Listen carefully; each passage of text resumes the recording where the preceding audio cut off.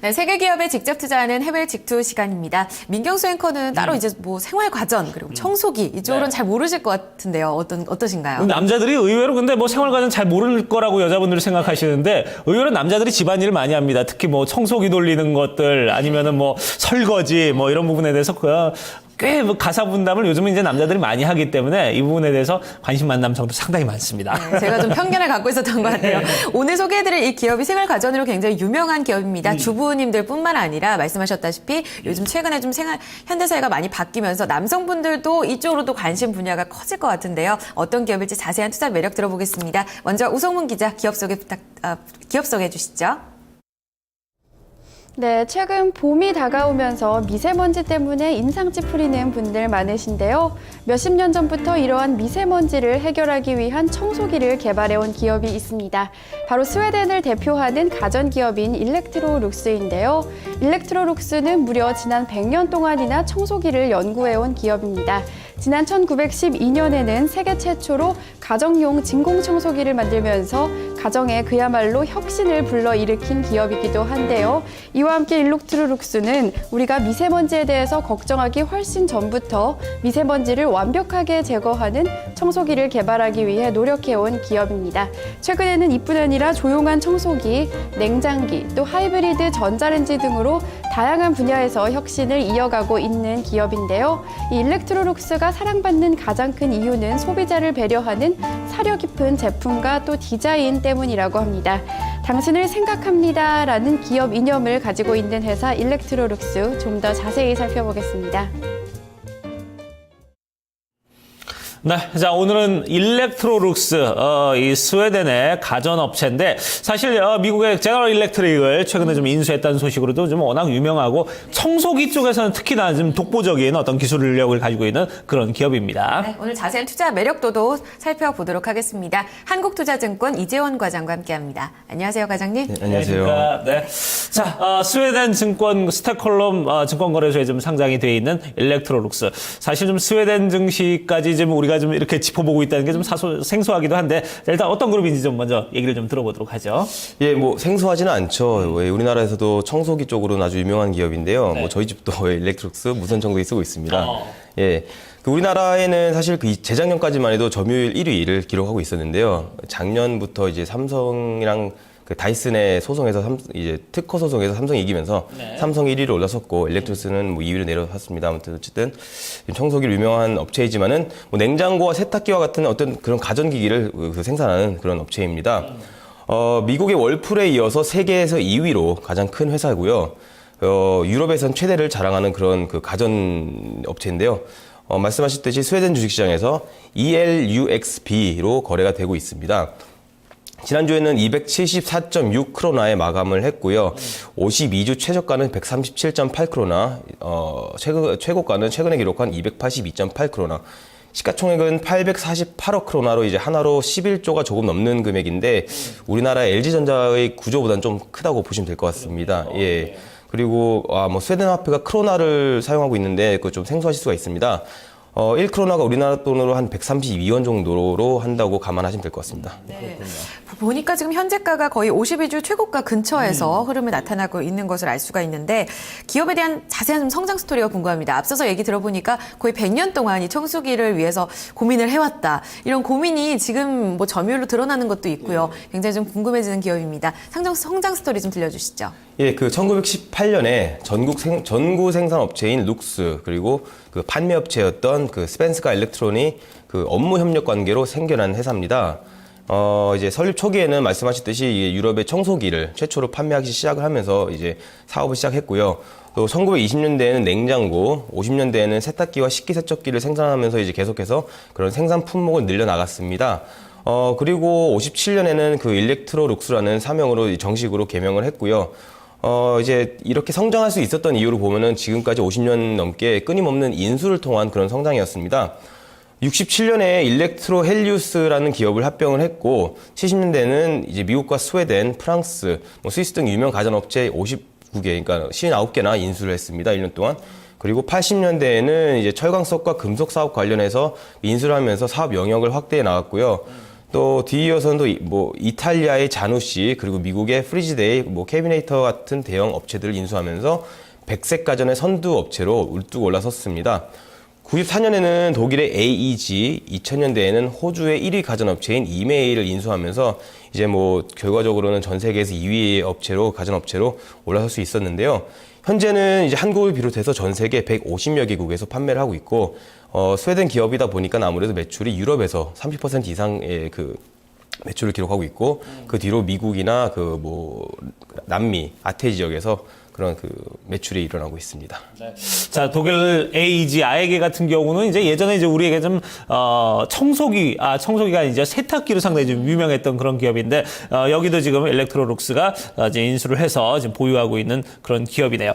자, 그러면 지금 이 종목 실적은 지금 어떻게 지금 흘러가고 있는지 좀 살펴보도록 하겠습니다. 좀 뭐 최근에 이제 매출이라든지 아니면 좀 순이익이라든지 이런 부분 좀 어떻게 나오고 있나요? 예, 2014년 4분기 실적이 아주 좋게 나왔습니다. 어닝 서프라이즈였는데요. 우선 매출은 4조 5,946억 원을 기록하면서 전년 동기 대비 8.69% 증가를 했고요. 영업이익이 2,153억 원으로 20% 이상 증가했습니다. 주목할 부분이 당기순이익이었는데요. 1,417억 원을 기록했는데 전년 동기 대비 198%나 개선을 보이는 겁니다. 그러니까 전년 동기에는 이제 손실을 기록했었는데, 이렇게 흑자로 돌아설 수 있었던 배경은 이제 유럽과 라틴 아메리카 그리고 아태 지역에서의 판매 호조가 이유가 됐다고 합니다. 그동안 성장을 이끌었던 미국 같은 경우에는 냉장고와 냉동고에 대한 에너지 기준이 바뀌면서 조금 주춤했지만은, 앞서 말씀하셨다시피 GE, 제너럴 일렉트릭의 가전사업부 인수했기 때문에 앞으로의 앞으로의 성장성은 좀 기대해 볼 수 있겠습니다. 실적도 좋았고 앞으로 투자 포인트 좀 궁금합니다. 앞서서 LG전자와 우리 국내에서는 비슷하다라는 얘기를 해주셨는데, LG전자 같은 경우에는 뭐 컴퓨터, PC도 있고 핸드폰 쪽으로도 사업부를 키우고 있잖아요. 근데 이 일렉트로룩스 같은 경우에는 지금 들어보니까 외형 성장을 하고 있는데 생활 가전 쪽으로 좀 몸집을 키우고 있는 것 같아요. 자세한 투자 포인트를 좀 어떻게 잡아볼까요? 예, 일렉트록스는 아무래도 백색 가전만 취급하겠다 보니까 LG전자나 삼성전자와의 좀 단순 비교는 좀 힘듭니다. 하지만 투자할 수 있는 투자 포인트 같은 경우에는 지금 앞서 말씀드린 GE의 가전사업부에 대한 인수가 가장 지금 큰 기대가 되고 있는 부분입니다. 지난 9월에 이제 인수가 결정이 났는데요. 33억 달러, 약 우리나라 돈으로 3조 원에 인수하기로 합의가 됐습니다. GE 가전사업부를 말씀드릴 것 같으면 한때 가전 이제 업계에서 최강자로 불렸던 그런 업체인데, 2008년 금융위기 이후로 좀 주춤하면서 현재는 미국에서 5위, 점유율 5위를 기록하고 있습니다. 근데 이제 인수를 하게 되는 대상이 일렉트로룩스라는 게 이제 좀 관심을 받은 부분인데요. 그 이유는 우선 GE의 가전사업부의 매출이 90% 이상이 미국에서 발생이 되고 있습니다.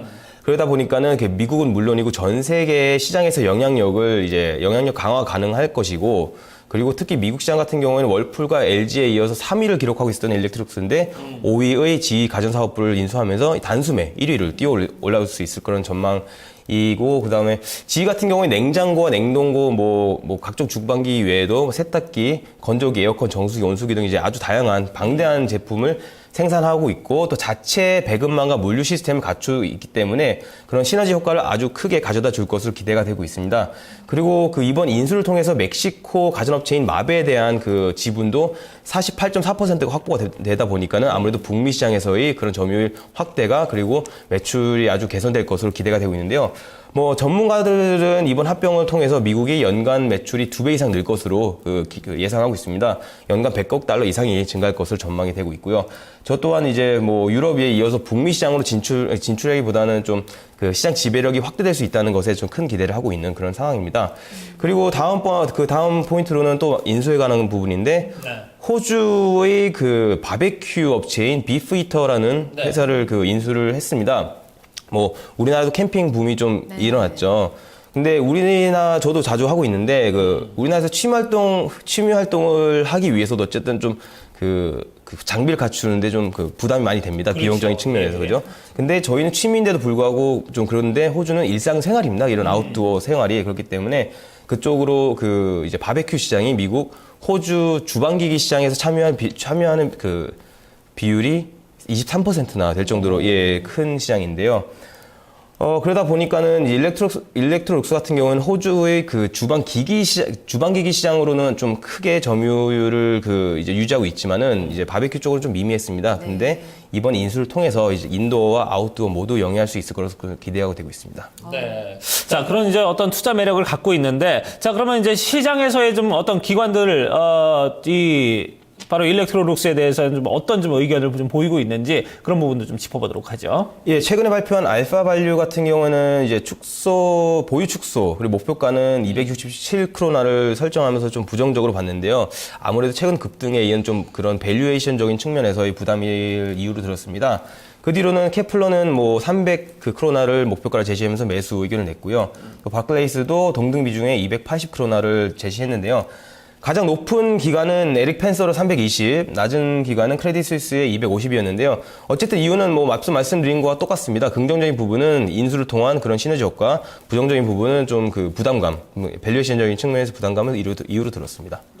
274크로나가 현재가인데 그래도 대체로 좀 300크로나 위아래로 좀 긍정적으로 보는 의견이 많았던 것 같아요. 앞서도 저희가 52주 최고가 근처에 있다 이런 얘기를 앞서 살펴봤었는데 장단기 수익률은 어떤 추이를 보여왔는지 그리고 차트를 한번 봐주시면서 장기적으로 좀 전략을 세워주실까요? 예, 3년 동안에 87.19%의 수익률을 기록했고요. 1년 동안에는 90.96%, 반년 동안에는 54.71%, 그리고 한 달간 25.74%라는 아주 양호한 수익을 기록했습니다.